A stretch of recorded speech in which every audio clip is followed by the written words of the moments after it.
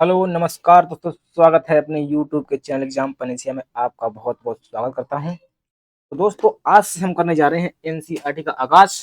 आप सभी लोग आस्ते आस्ते पढ़ते चलिए और एनसीईआरटी को क्लास 6 से लेके 12 तक दोस्तों पूरा पढ़ेंगे।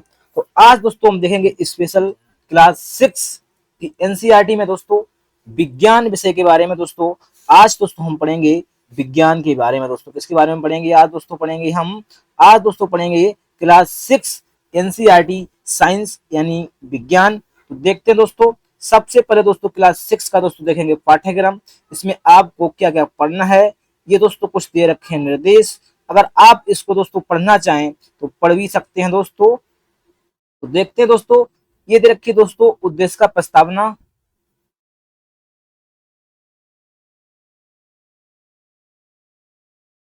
सबसे पहले हम दोस्तों सिलेबस को आपको एक बार बता दें। इसमें दोस्तों टोटल 16 टॉपिक दोस्तों दे रखे हैं।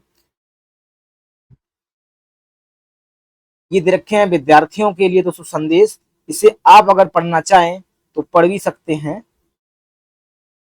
इसके बाद ये दे रखे हैं दोस्तों नागरिकों के कर्तव्य।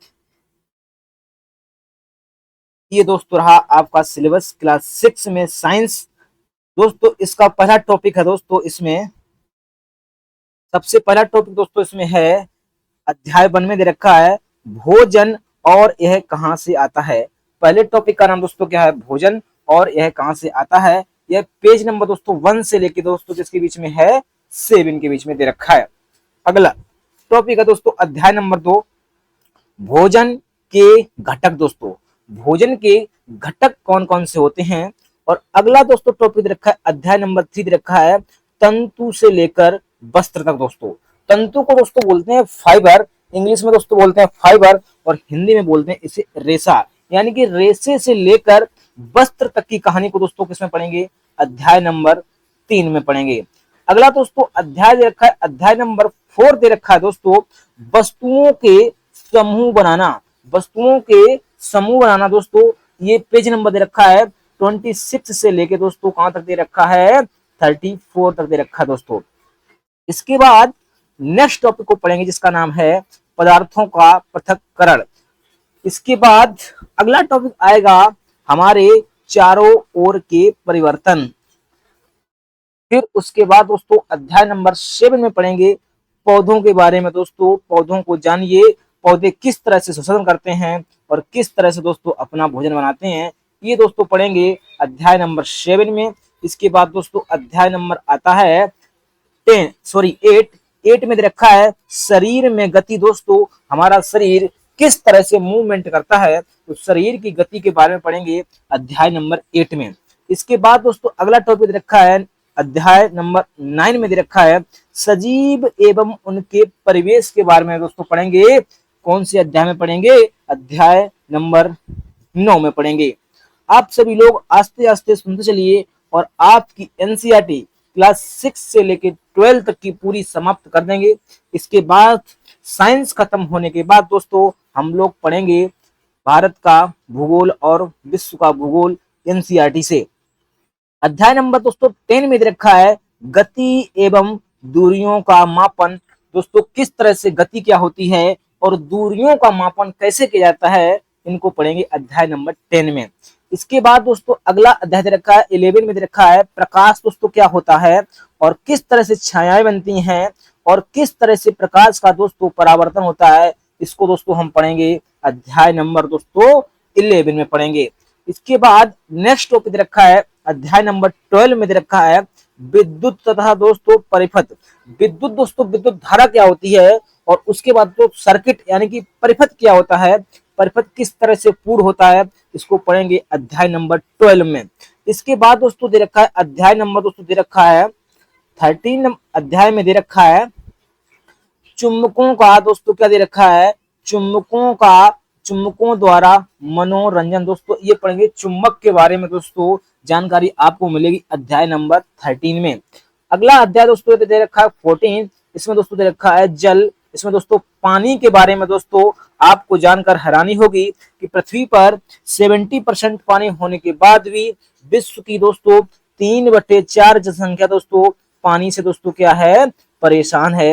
ये पूरी जानकारी दोस्तों आपको मिलेगी अध्याय नंबर 3 में दोस्तों। किस तरह से विश्व पानी का यानी कि जल संकट से दोस्तों जूझ रहा है, ये सब पढ़ेंगे दोस्तों अध्याय नंबर 14 में। अगला अध्याय दे रखा है 15 दोस्तों, हमारे चारों ओर की दोस्तों वायु। अध्याय नंबर 15 दे रखा है हमारे चारों ओर की वायु दोस्तों। तो हम अपने चारों ओर के एटमॉस्फेयर के बारे में पढ़ेंगे अध्याय नंबर 15 में। एटमॉस्फेयर कितनी ऊंचाई तक पाया जाता है और इसमें कौन कौन सी मुख्य गैसें पाई जाती हैं और कौन कौन सी अन्य गैसें पाई जाती हैं, ये दोस्तों हम पढ़ेंगे अध्याय नंबर 15 में। अध्याय नंबर 16 दे रखा है दोस्तों कचरा। कचरा दोस्तों और कचरा का दोस्तों संग्रहण किस तरह से किया जाता है और इसका निपटान कैसे किया जाता है, ये पढ़ेंगे दोस्तों हम अध्याय नंबर 16 में। तो दोस्तों ये था आपका सिलेबस दोस्तों। इसमें कुल 16 अध्याय दे रखे हैं जो हमने आपको एक एक करके एक्सप्लेन कर दिए हैं। और आज का दोस्तों आपके सामने ये रहा आज का दोस्तों आपका पहला टॉपिक, जिसका नाम है भोजन। और दोस्तों यह कहां से आता है, इसको दोस्तों हम पढ़ेंगे आज। चैप्टर नंबर 1 से स्टार्ट करते हैं। पहले टॉपिक का नाम है दोस्तों भोजन और यह कहां से आता है, इसको दोस्तों हम पढ़ेंगे कौन से अध्याय में, अध्याय नंबर 1 में दोस्तों। तो शुरू करते हैं दोस्तों आज का अपना पहला टॉपिक। तो दोस्तों यहाँ से स्टार्ट करेंगे। लिखा है आज आपने अपने घर में क्या खाया था, पता लगाइए कि आपके दोस्त ने आज क्या खाया था।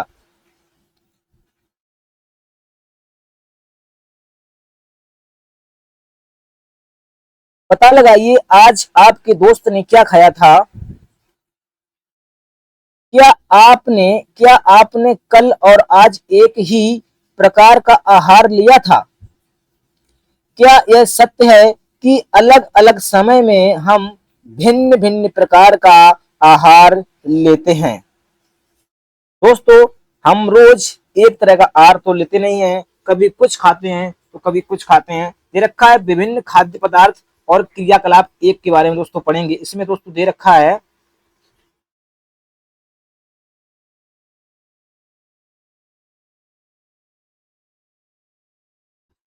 विद्यालय में अपने दोस्तों से उन खाद्य पदार्थों की जानकारी प्राप्त कीजिए जानकारी प्राप्त कीजिए जो वे पूरे दिन में खाते हैं। यदि वे विभिन्न राज्यों में रहने वाले हों तो उनसे भी यह जानकारी प्राप्त करने का प्रयास कीजिए। अपनी नोटबुक सारणी 1.1 की तरह यथासंभव अधिक से अधिक दोस्तों द्वारा खाए जाने वाले विभिन्न खाद्य पदार्थों की जानकारी प्राप्त कर सूचीबद्ध कीजिए। दोस्तों दे रखा है दोस्तों इस साड़ी में दे रखा है, साड़ी में दे रखा है हम क्या खाते हैं। इसमें दे रखा है विद्यार्थी या दोस्त का नाम। दोस्तों इसमें लिखना है अपने दोस्त का नाम और दोस्तों इधर लिखना है कि पूरे दिन में दोस्तों आपके दोस्त ने क्या खाया है। जैसे दोस्तों ये दे रखा है यदि दोस्तों आपका दोस्त दोस्तों साउथ का रहने वाला है तो दोस्तों वह क्या खाएगा, ज्यादातर वह दोस्तों मछली और चावल खाता है। और अगर दोस्तों नॉर्थ इंडिया का रहने वाला व्यक्ति है दोस्तों तो वह क्या खाता है, दोस्तों वह गेहूं की रोटी और सब्जी खाता है। तो दोस्तों आप अपने दोस्तों से पूछकर इस साड़ी को पूरा अवश्य कीजिए दोस्तों। और दोस्तों हम एनसीईआरटी को अच्छे से एकदम एक्सप्लेन करते हुए चलेंगे दोस्तों। अगला दोस्तों दे रखा है यहाँ पर अपने भोजन में हम अनेक प्रकार की चीजें खाते हैं। खाने की ये सभी चीजें किससे बनी हैं। पके चावल के बारे में सोचो। हम कच्चा चावल लेते हैं, उसे पानी में उबालते हैं। इसे तैयार करने में हमें दो पदार्थों या संघटकों की आवश्यकता होती है। तो दोस्तों वो बता रहा है कि जब दोस्तों हम चावल को बनाते हैं तो चावल को तैयार करने के लिए दोस्तों हमें दो चीजों की आवश्यकता होती है। सबसे पहले दोस्तों हमें पानी और उसके बाद दोस्तों क्या होना चाहिए, चावल होना चाहिए। तब दोस्तों हम चावल को दोस्तों क्या करते हैं, तैयार कर सकते हैं। अगला दोस्तों दे रखा है यहाँ पर दूसरी ओर कुछ भोजन तैयार करने में हमें कई संघटकों की आवश्यकता होती है। यदि हम सब्जी बनाना चाहते हैं तो हमें अलग अलग कई प्रकार की कच्ची सब्जियों, नमक, मसाला, तेल आदि की आवश्यकता होती है दोस्तों।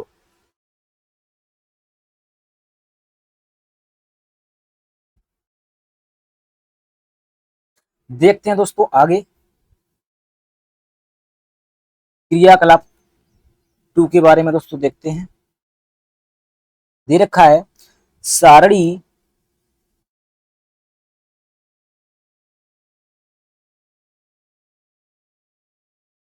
दे रखा है सारणी 1.1 में सूचीबद्ध कुछ खाद्य पदार्थों को छांटिए और अपने दोस्तों तथा घर पर चर्चा करके जानकारी प्राप्त कीजिए कि इनको बनाने के लिए कौन कौन सी सामग्री चाहिए।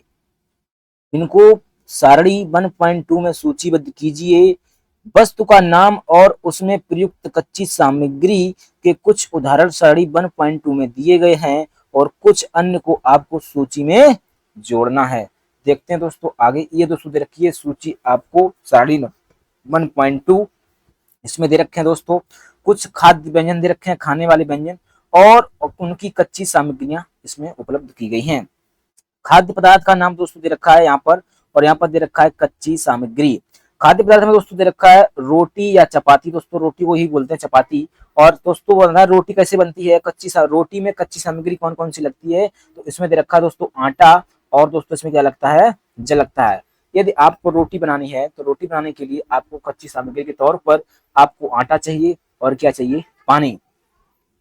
अगला खाद्य पदार्थ है दोस्तों दाल। यदि आपको दाल बनानी है तो दाल को बनाने के लिए आपको क्या चाहिए, कच्ची दाल चाहिए, उसके बाद पानी चाहिए, नमक, और उसके बाद तेल और घी, और उसके बाद मसाले। ये दोस्तों दाल को रेडी करने के लिए कच्ची सामग्री के तौर पर ये दोस्तों ये इतनी चीजें आपको चाहिए, कच्ची दाल, जल, नमक, तेल, घी और मसाले। इसी तरह से ये सारी जो खाली दे रखी है दोस्तों, इसमें आपको दोस्तों खुद भरना है और दोस्तों बताना है कि उसमें कौन सी कच्ची सामग्री यूज करनी है। देखते हैं दोस्तों आगे। आप लोग सुनते चलिए और मैं एकदम दोस्तों आपका टॉपिक क्लियर करते चलूंगा। तो इसमें दोस्तों दे रखा है यहाँ पर दोस्तों, ये दे रखे हैं आपके सामने कुछ दोस्तों, इसमें फ्रूट दे रखे हैं। तो दे रखा है इसमें हमने क्या देखा, कक्षा में चर्चा कीजिए कि क्या हम विभिन्न व्यंजनों में कुछ संघटक समान रूप से प्रयुक्त करते हैं। अच्छा, ये संघटक कहाँ से आते हैं। जो दोस्तों हम खाद्य व्यंजन में कच्ची सामग्री के तौर पर जो संघटक यूज करते हैं उनका ये पता करेंगे कि दोस्तों ये आते कहाँ से हैं। जैसे आपको दोस्तों ये दे रखे हैं कुछ फ्रूट्स दे रखे हैं और यहाँ पे कुछ दाल दिख रही होगी आपको कि इसकी दोस्तों कच्ची सामग्री के तौर पर इसका दोस्तों ये कहाँ से आती है। दोस्तों इसको पढ़ते हैं। इसमें दे रखा है खाद्य सामग्री एवं उसके स्रोत। दोस्तों खाद्य सामग्री और उसके स्रोत दोस्तों दे रखा है सारणी 1.1 में सूचीबद्ध कुछ कच्ची सामग्री जैसे फल और सब्जी के स्रोत का अनुमान लगाना हमारे लिए बहुत आसान हो सकता है कि यह कहां से आते हैं।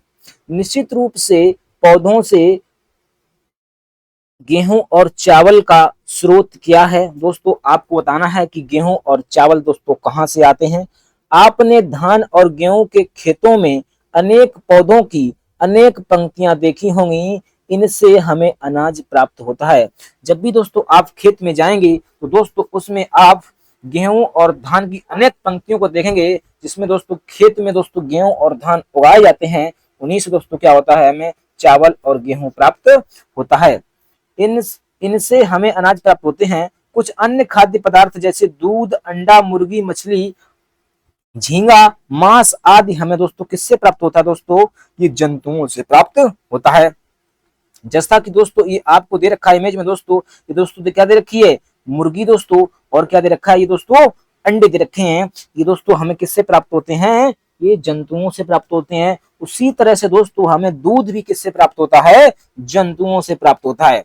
तो देखते हैं दोस्तों आगे। दे रखा है दोस्तों यहाँ पर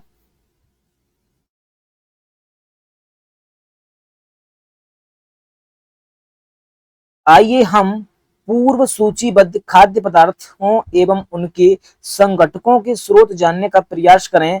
कुछ उदाहरण सारणी 1.3 में दिए गए हैं और और कुछ उदाहरण इस सूची में जोड़िए, इसके अतिरिक्त रिक्त स्थानों की पूर्ति कीजिए। तो दोस्तों ये आपके सामने दोस्तों क्या दिख रहा है दोस्तों, आपको दोस्तों ये दोस्तों धान की दोस्तों क्या दिख रही हैं, आपको ये रोपी गई पंक्तियां दिखाई दे रही हैं। यही दोस्तों जब तैयार हो जाती हैं, इन्हीं से दोस्तों हमें क्या प्राप्त होता है, चावल प्राप्त होता है।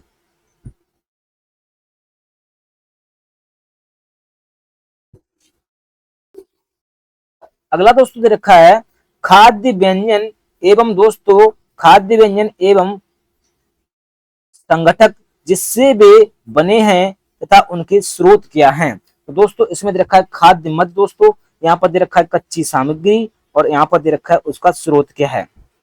सबसे पहले दोस्तों हम देखेंगे इडली के बारे में दोस्तों, कि इडली दोस्तों किस तरह से बनती है और उसमें कौन कौन सी कच्ची सामग्री लगती है। तो इडली में दोस्तों दे रखा है यहाँ पर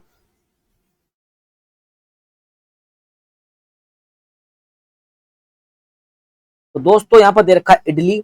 इडली को दोस्तों बनाने के लिए कच्ची सामग्री तौर पर दोस्तों क्या चाहिए, हमें चावल की आवश्यकता होगी। उसके बाद दोस्तों हमें उड़द की दाल दोस्तों, और उसके बाद दोस्तों नमक, और क्या चाहिए दोस्तों, आपको जल कच्ची सामग्री के तौर पर चाहिए। और दोस्तों ये चावल उड़द की दाल दोस्तों किससे प्राप्त होता है, ये दोस्तों हमें प्लांट यानी कि पौधों से प्राप्त होता है। अगला दोस्तों दे रखा है यहाँ पर चिकन करी दोस्तों। चिकन करी दोस्तों कैसे बनती है और दोस्तों उसमें कौन सी कच्ची सामग्री लगती है। तो चिकन करी बनाने के लिए दोस्तों आपको कच्ची सामग्री के तौर पर दोस्तों क्या चाहिए, सबसे पहले दोस्तों आपके पास चिकन होना चाहिए, उसके बाद मसाला होना चाहिए, उसके बाद तेल या घी होना चाहिए, और दोस्तों क्या प्रयोग होगा, पानी। तो दोस्तों चिकन जो होती है दोस्तों ये किससे प्राप्त होती है, ये जंतुओं से प्राप्त होती है। उसके बाद दोस्तों तेल और घी जो होते हैं दोस्तों ये किससे प्राप्त होते हैं, ये पौधों से या जंतुओं से प्राप्त होते हैं। अगला दोस्तों दे रखा है यदि आपको दोस्तों खीर बनानी है, तो खीर बनाने के लिए कच्ची सामग्री के तौर पर दोस्तों आपको क्या चाहिए, तो वही आपको दोस्तों यहाँ पे दे रखा है। तो खीर बनाने के लिए आपको चाहिए दूध, जो दोस्त दूध किससे प्राप्त होता है दोस्तों, ये जंतुओं से प्राप्त होता है, गाय भैंस बकरी। इसके बाद दोस्तों आपको चाहिए चावल, और चावल किससे प्राप्त होता है दोस्तों, ये जंतुओं से प्राप्त होता है। और अगला दोस्तों दे रखा है चीनी, यह भी दोस्तों किससे प्राप्त होती है, ये दोस्तों प्लांट यानी कि पौधों से प्राप्त होती है। तो दोस्तों ये रही थी आपके सामने सारणी कि कौन सी दोस्तों खाद्य व्यंजन किस कच्ची सामग्री के यूज करने से प्राप्त होती है। तो देखते हैं दोस्तों आगे क्या दे रखा है यहाँ पर, क्रियाकलाप 3 से हम क्या निष्कर्ष निकालते हैं, पौधे विभिन्न खाद्य संगठकों जैसे कि अन्य सब्जी तथा फल इत्यादि के स्रोत हैं। जंतुओं से हमें दूध मांस अंडे तथा अन्य जानतब प्राप्त होते हैं। तो दोस्तों आपसे पूछेगा कि बताइए जानतब दोस्तों उत्पाद क्या होते हैं, तो दोस्तों जंतुओं से प्राप्त होने वाले उत्पाद क्या कहलाते हैं, जानतब उत्पाद कहलाते हैं। जैसे दोस्तों हमें दूध घी मांस अंडे ये सब किससे प्राप्त होते हैं, ये जंतुओं से प्राप्त होते हैं। गाय बकरी तथा भैंस दूध देने वाले कुछ सामान्य पशु हैं। दूध एवं विभिन्न दुग्ध उत्पाद जैसे मक्खन क्रीम घी पनीर दही का उपयोग संसार के प्रत्येक क्षेत्र में दोस्तों किया जाता है, प्रत्येक क्षेत्र में किया जाता है। क्या आप कुछ अन्य जंतुओं के नाम बता सकते हैं जो हमें दूध देते हैं। तो दोस्तों आप कुछ जंतुओं के नाम बता सकते हैं जो हमें दूध देते हैं। आप दोस्तों उनकी कल्पना कीजिए और उनके नाम कमेंट में लिखिए। अगला दोस्तों दे रखा है, हेडिंग दे रखा है भोजन के रूप में पौधों के भाग और जंतु उत्पाद। दोस्तों तो दोस्तों भोजन के तौर पर जो पौधों से दोस्तों हमें प्राप्त होते हैं और दोस्तों जो जंतुओं से जो प्राप्त होते हैं खाने के तौर पर दोस्तों उसे बोलते हैं जंतु उत्पाद। तो दोस्तों जानेंगे क्या होता है जंतु उत्पाद। पौधे हमारे भोजन का मुख्य स्रोत है। दोस्तों ये बहुत बात इंपॉर्टेंट दोस्तों दे रखी है यहाँ पर, भोजन का दोस्तों मुख्य स्रोत क्या होता है, पौधे। हम पौधों के कौन सा भाग उपयोग खाद्य पदार्थ के रूप में करते हैं। हम पत्तियों वाली अनेक सब्जियां खाते हैं। कुछ पौधों के फलों को भोजन के रूप में दोस्तों खाते हैं। जैसे दोस्तों आपको पता होगा अमरूद हो गया सेब हो गया आम हो गया। दोस्तों क्या खाते हैं दोस्तों, हम फल को भोजन के तौर पर खाते हैं। और कुछ दोस्तों आपको पता होगा, जैसे आपके हो गई दोस्तों सरसों, चना हो गया, इनकी दोस्तों पत्तियों को दोस्तों किसी तौर पर खाते हैं दोस्तों, हम भोजन के तौर पर खाते हैं। और हम जड़, कभी कभी तना, कभी कभी तना और कभी कभी पुष्प भी भोजन के रूप में दोस्तों खाते हैं। कभी आपने सीताफल, जिसे दोस्तों बोलते हैं काशी फल, सीताफल को बोलते हैं काशी फल, यानी कि आप अपनी भाषा में बोलते हैं इसे कद्दू, पंपकिन के फूलों को के फूलों को के फूलों को चावल चावल की पिट्टी,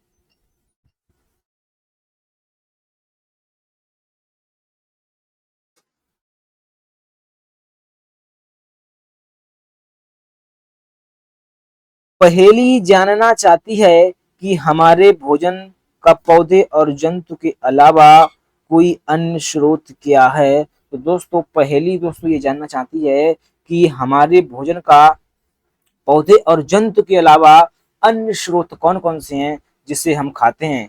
दोस्तों यहाँ पर दे रखा है, फूलों की पिट्टी को डुबोकर व तलकर पकौड़ी बनाकर खाया है। इसका प्रयत्न कीजिए। कुछ पौधों के दो या दो से अधिक भाग दोस्तों क्या करते हैं, हम खाने योग्य होते हैं।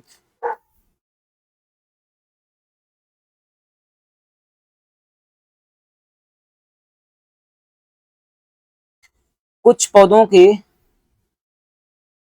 कुछ पौधों के दो या दो से अधिक खाने योग्य भाग होते हैं। उदाहरण के लिए हम दोस्तों ले सकते हैं, सरसों के बीज से हमें तेल प्राप्त होता है एवं इसकी पत्तियों का उपयोग हम साग बनाने के लिए किया जाता है। क्या आप केले के पौधे के विभिन्न भागों के बारे में सोच सकते हैं। ये दोस्तों दे रखा है आपके सामने प्लांट, पौधा, ये जैसे बोलते हैं दोस्तों जड़, इसे बोलते हैं रूट दोस्तों, क्या बोलते हैं, ये दे रखा है आपके सामने जड़। और दोस्तों इसे ये दे रखे हैं दोस्तों, इसे बोलते हैं पत्तियां दोस्तों। और इसे दोस्तों बोलते हैं तना, स्टेम। और इसे दोस्तों बोलते हैं दोस्तों, क्या बोलते हैं, इसे पुष्प बोलते हैं। और जो इधर दे रखा है दोस्तों, इसे बोलते हैं दोस्तों कली, कली को दोस्तों बोलते हैं बड।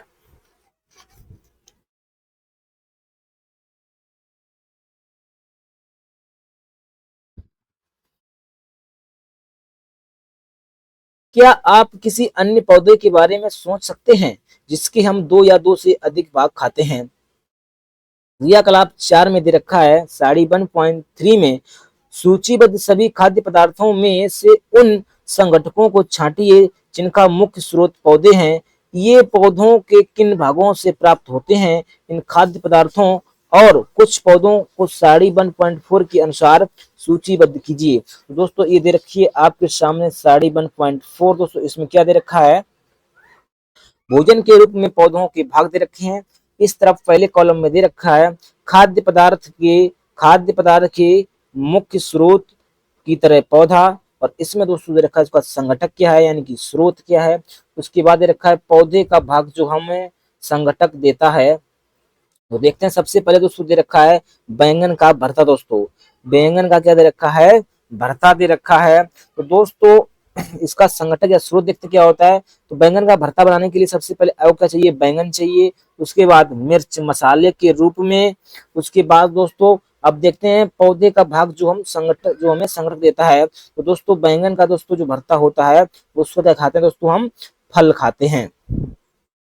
उसके बाद दोस्तों आपको चाहिए तेल, मूंगफली, सरसों, सोयाबीन या किसी अन्य पौधे से दोस्तों क्या होता है, हमें प्राप्त होता है। तो तेल जो दोस्तों होता है तो मूंगफली से या सरसों से या सोयाबीन या किसी अन्य पौधों से भी प्राप्त हो सकता है। और इसका दोस्तों स्रोत क्या होता है, जो संग्रह देता है उसे बोलते हैं दोस्तों बीज। तो बीज से क्या निकलता है दोस्तों, तेल निकलता है। इसी तरह से दोस्तों इसमें एक आपको स्रोत यहाँ पर दोस्तों छांट कर लिखना है। दूसरा दोस्तों यहाँ पर स्रोत लिखना है। और दोस्तों यहाँ पर लिखना है पौधे का भाग जो हमें संगठक देता है, वो यहाँ पर दोस्तों दोनों जगह आपको फिल करना है। देखते हैं दोस्तों आगे।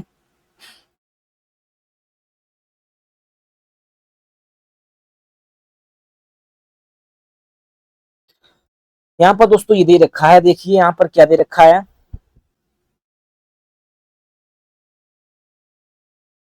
यहाँ पर दोस्तों दे रखा है, अपने आसपास के अनजान पौधों पर यह देखने के लिए परीक्षण ना करें कि वे खाने योग्य हैं या नहीं, क्योंकि ये पौधे कभी कभी विषैले भी हो सकते हैं। आप अपने आसपास में खड़े पौधों को यह खाने के लिए परीक्षण ना करें कि वे खाने योग्य हैं या नहीं, क्योंकि ये पौधे कभी कभी विषैले भी हो सकते हैं। अगला दोस्तों आगे दे रखा है, यहाँ पर दे रखा है, मूंग अथवा चने के कुछ सूखे बीज लीजिए। अब इनमें से कुछ बीजों को जल से भरे एक पात्र में डाल दें तथा एक दिन के लिए छोड़ दें। अगले दिन जल को पूरी तरह निकाल दें और बीजों को एक गिलास में रहने दें। उन्हें एक गीले कपड़े में लपेटकर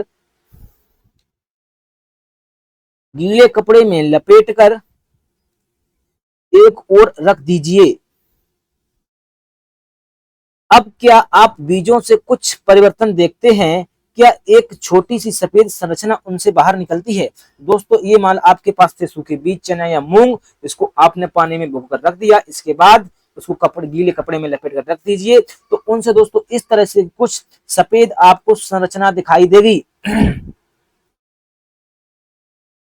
उनसे कुछ आपको सफेद संरचना दिखाई देगी। बीज से बाहर निकल आती है? यदि हाँ, तो बीज अंकुरित हो गए दोस्तों। यदि बीजों से कुछ सफेद संरचना बाहर आ गई तो आप समझ जाइए कि बीज अंकुरित हो गए हैं।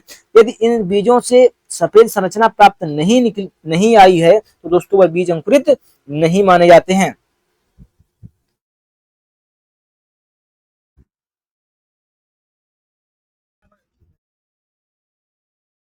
देखते हैं दोस्तों आगे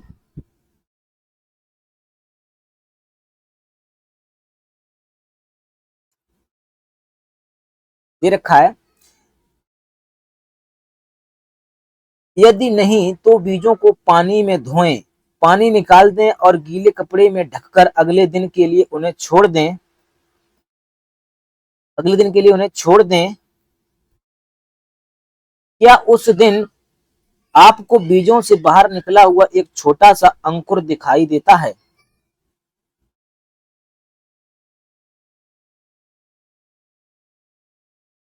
अंकुरों को सावधानी से धोकर आप इन्हें खा सकते हैं।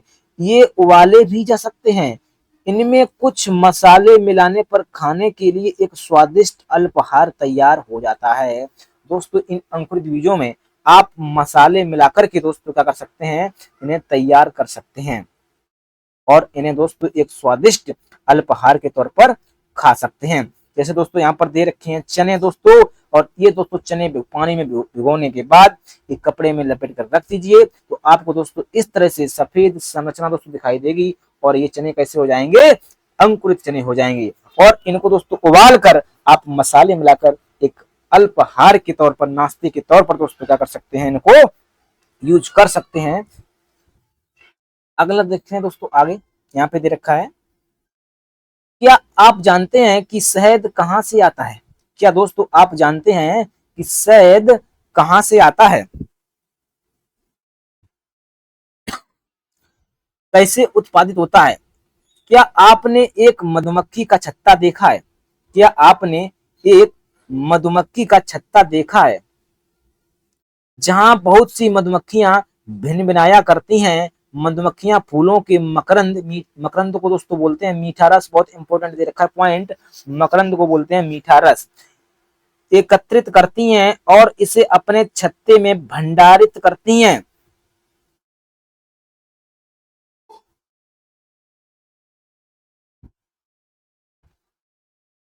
फूल और उनका मकरंद वर्ष के कुछ समय में ही उपलब्ध होते हैं, अतः मधुमक्खियां इस मकरंद का भंडारण कर लेती हैं ताकि पूरे वर्ष इसका उपयोग किया जा सके। हम ऐसे छत्तों से मधुमक्खियों द्वारा भंडारित भोजन का शहद के रूप में उपयोग करते हैं। तो दोस्तों ये मधुमक्खियां जो रस चूस कर लाती हैं, यह दोस्तों वर्ष के कुछ महीनों में ही मिलता है, इसीलिए इस मधुमक्खियां दोस्तों मकरंद दोस्तों यानी कि फूलों के मीठे रस को एकत्र कर कर अपने छत्ते में रख लेती हैं और दोस्तों जरूरत पड़ने पर इसका वो उपयोग कर लेते हैं। जैसा कि दोस्तों आपको इस इमेज में दोस्तों दिखाया गया है, ये रही दोस्तों मधुमक्खियां और उनका छत्ता। तो देखते हैं दोस्तों आगे। आगे दे रखा है दोस्तों जंतु दोस्तों क्या है, जंतु क्या खाते हैं। यहाँ पर दे रखा है जंतु क्या खाते हैं। क्या आपके घर में कोई ऐसा पालतू पशु है जिसकी आप देखभाल करते हो, जैसे कुत्ता, बिल्ली, भैंस या बकरी? फिर आपको इनकी जानकारी भी अवश्य होगी कि आपका पालतू जानवर क्या खाता है। अन्य जंतु क्या खाते हैं। क्या आपने कभी गिलहरी, कबूतर, छिपकली या छोटे कीटों को भोजन खाते हुए देखा है? कि दोस्तों जो छोटे कीट होते हैं, जैसे कबूतर हो गया, गिलहरी हो गई, छिपकली हो गई, इनको आपने कभी देखा है कि दोस्तों ये क्या खाते हैं? जैसा कि दोस्तों आपको इस इमेज में दिखाया गया है दोस्तों, ये गिलहरी दोस्तों, ये दोस्तों क्या खाती है। तो देखते हैं दोस्तों इनके बारे में। ये पशु दोस्तों छोटे छोटे जो होते हैं, ये क्या खाते हैं। दे रखा है, फिर से सारणी 1.2 को ध्यान से देखिए और इनके जंतुओं को 3 वर्गों में विभाजित कीजिए। पहले वर्ग में केवल उन जंतुओं के नाम लिखिए जो केवल पौधे और पादप उत्पाद खाते हैं। पहले कॉलम में दोस्तों आपको उन जंतुओं के नाम लिखने हैं जो केवल दोस्तों क्या खाते हैं, जो केवल पौधों और पौधों के उत्पाद दोस्तों खाते हैं। इन्हें शाकाहारी जंतु कहते हैं।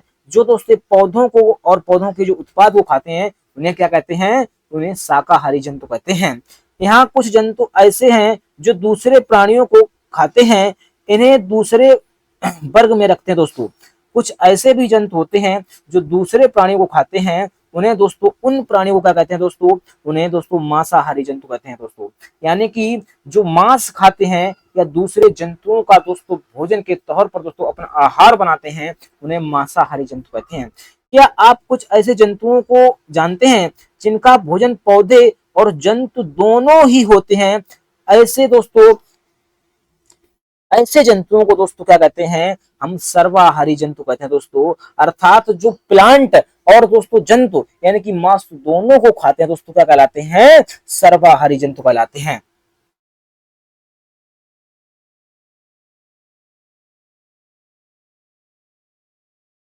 आप इन्हें सारणी 1.6 के अनुसार 3 अलग अलग वर्गों में लिखिए। ये दे रखिए दोस्तों आपकी सारणी 1.6। इसमें दोस्तों लिखना है शाकाहारी और इसका दोस्तों लिखना है मांसाहारी जंतु के बारे में दोस्तों।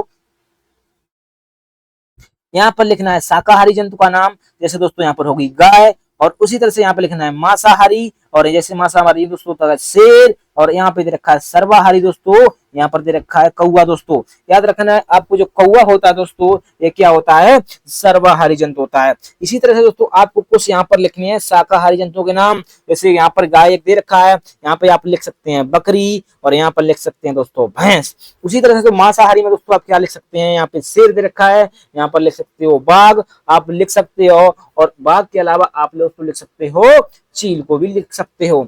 और यहाँ सर्वाहारी जंतु में दोस्तों आप क्या लिखेंगे, यहाँ पर सर्वाहारी में दोस्तों आता है कौवा, और दोस्तों यहाँ पर आता है सर्वाहारी में मनुष्य भी किसमें आता है दोस्तों, ये सर्वाहारी में आता है। ये आप दोस्तों इस सारणी में लिख सकते हैं।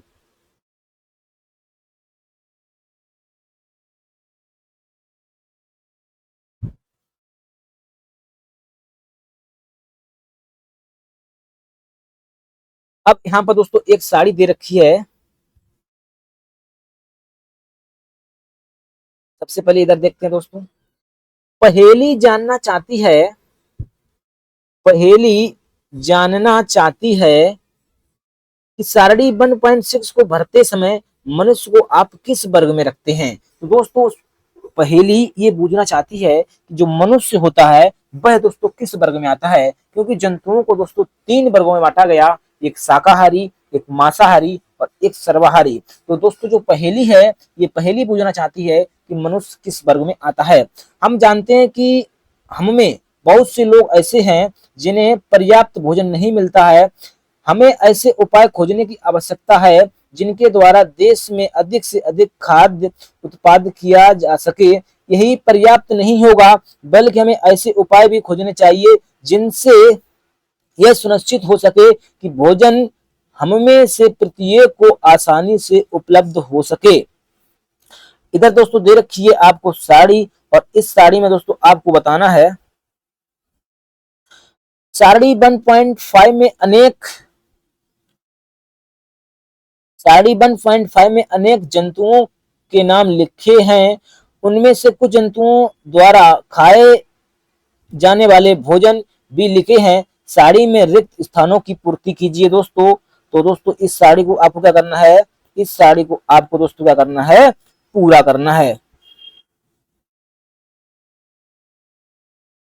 यहाँ पर दे रखा है जंतु और उसका भोजन दोस्तों, यहाँ पर जंतु दे रखा है और उसका भोजन क्या है। जैसे जीव का नाम दे रखा है दोस्तों भैंस, और भैंस दोस्तों क्या खाती है, गाय खाती है, गाय खली भूसा अनाज तथा क्या खाती है, पत्तियां खाती है गाय। अगली तो रखिए बिल्ली दोस्तों क्या खाती है, बिल्ली छोटे जंतुओं को खाती है, और पक्षी दोस्तों पक्षी खाती है, और क्या खाती है, ये दूध को पी जाती है। यदि दोस्तों आपके घर में दूध इसे कहीं रखा हुआ मिल जाए तो बिल्ली छुपके से दूध पी जाती है। उसी तरह से दोस्तों आपको यहाँ पर कुछ जानवर दे रखे हैं और उनके दोस्तों भोजन को यहाँ पर लिखना है। जैसे दोस्तों यहाँ पर दे रखा है शेर दोस्तों, शेर क्या खाता है, मांस खाता है। बाघ क्या खाता है दोस्तों, ये भी मांस खाता है। यहाँ पर दे रखा है मकड़ी, छिपकली, गाय, इन सभी के दोस्तों क्या करने हैं, भोजन जो खाते हैं वो दोस्तों आपको फिल करने हैं। देखते हैं आगे। अब दे रखा है दोस्तों कुछ प्रमुख शब्द दोस्तों दे रखे हैं। सबसे पहला शब्द दे रखा है संगठक। संगठक को दोस्तों क्या बोलते हैं, संगठक को दोस्तों पदार्थ भी बोलते हैं। दो या दो से अधिक पदार्थों का मिश्रण क्या कहलाता है दोस्तों, संगठक कहलाता है।